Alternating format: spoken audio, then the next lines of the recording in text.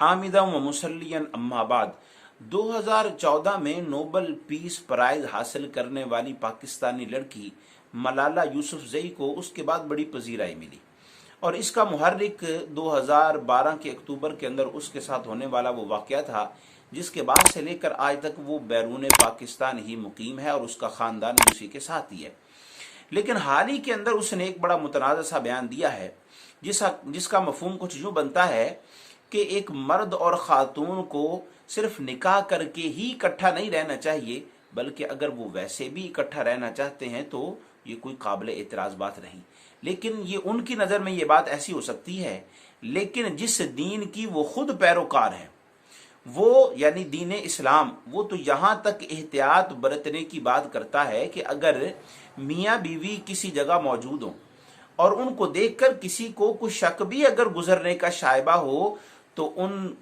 मर्द और ख़ातून को चाहिए, मियाँ बीवी को चाहिए कि वो उनका शक दूर कर दें जिसके ज़हन के अंदर ये शक पड़ रहा है। हदीस शरीफ के अंदर आता है नबी अलैहिस्सलातु वस्सलाम मस्जिद के अंदर एतिकाफ में बैठे हुए थे कि उम्महातुल मोमिनीन में से एक खातून हुजूर से मिलने के लिए आई। हुजूर उनको रुखसत करने के लिए बाहर तशरीफ़ लाए तो आपने देखा कि दो अफराद जा रहे थे।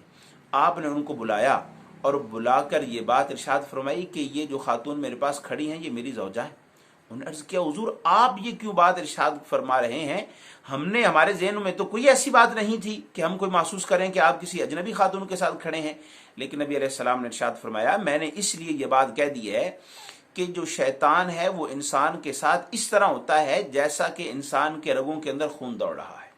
यानी वो किसी भी वक्त इंसान के ज़हन में शक डाल सकता है। तो ये तो एहतियात इस दर्जे करने चाहिए, इस्लाम की तालीमात तो ये बात इरशाद फरमाती हैं। और फिर अगर ये समझता है कि वो मुसलमान होकर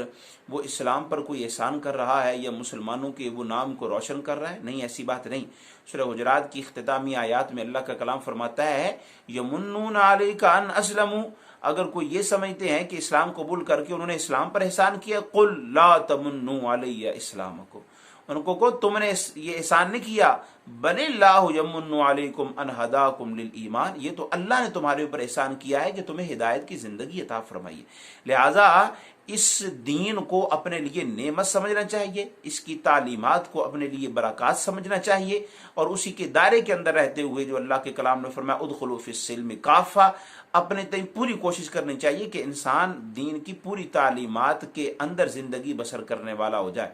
और फिर जो मगरिब है और मगरिब का माहौल, लगता यूँ है कि बहुत सारे लोगों को मगरिब का माहौल बड़ा मुतासर करता है कि वहाँ जैसे मादर पिदर आज़ादी है वैसे हमारे माहौल के अंदर भी ऐसे ही होना चाहिए। तो उनको चाहिए कि वो इस आज़ादी के मुज़र जो असरात हैं उन पर नज़र रखें ज़रा। उनको पता चले